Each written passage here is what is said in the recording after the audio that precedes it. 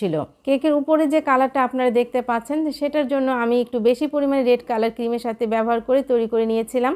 একটা palette knife দিয়ে উপরে আমি একটা স্পাইরাল ডিজাইন করে দিলাম, যেমনটা তাদের রেফারেন্স পিকচারে ছিল। এই কেকের মধ্যে আমি যে টপারগুলো ব্যবহার করেছি এগুলো নন এডিবল, এগুলো খাওয়া যায় না।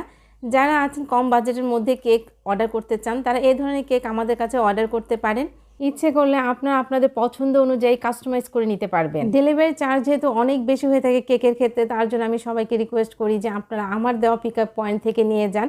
অনেকেই আছেন আমার পিক আপ পয়েন্ট থেকে নিয়ে যান, আবার অনেকেই আছেন যে খুব রিকোয়েস্ট করেন যে ডেলিভারি চার্জ যতই হোক আমরা দিব, আপনি কেকটা পাঠান। অনেকেই আছেন যারা ডেলিভারি চার্জের কথা শুনে বলেন এত কেন। আপনি যখন একটা দোকান থেকে কিনতে যাবেন তখন কিন্তু আপনাকে গাড়ি ভাড়া খরচ করেই সেখানে যেতে হবে এবং আসতে হবে। আপনি যখন হিসাব করে দেখবেন যে একই পরিমাণে টাকা আপনার খরচ হচ্ছে, বরঞ্চ আপনার সময়টা বেঁচে গেল। কেকগুলো যখন নেয় তারা কিন্তু শুধু কেকই নিয়ে যায়, এর সাথে কিন্তু তারা আর অন্য কিছু নিতে পারে না। তার জন্যই কিন্তু এই চার্জটা এত বেশি হয়ে থাকে। হয়তো দেখা গেল যে সামান্য পরিমাণ কম টাকার জন্য আমি যে রাইডার দিয়ে কেকটা পাঠালাম, কেকটা ড্যামেজ হয়ে গেল, সেটা তো আর ভালো হলো না, তাই না? তার জন্য আমি সবসময় চেষ্টা করি যে ভালো রাইডার দিয়ে কেক দিতে, এবং সবসময় বলে নেই যে টাকার পরিমাণটা এরকম লাগবে, যদি আপনারা দিতে চান তাহলে আপনারা নিতে পারেন। সম্পূর্ণ কেকটা ডেকোরেশন করার পর কেকটা দেখতে এত কিউট লাগছিল, আসলে থিমটাই কিন্তু অনেক সুন্দর। জানি না আপনাদের কাছে কেমন লাগলো, অবশ্যই কমেন্টস করে জানাবেন।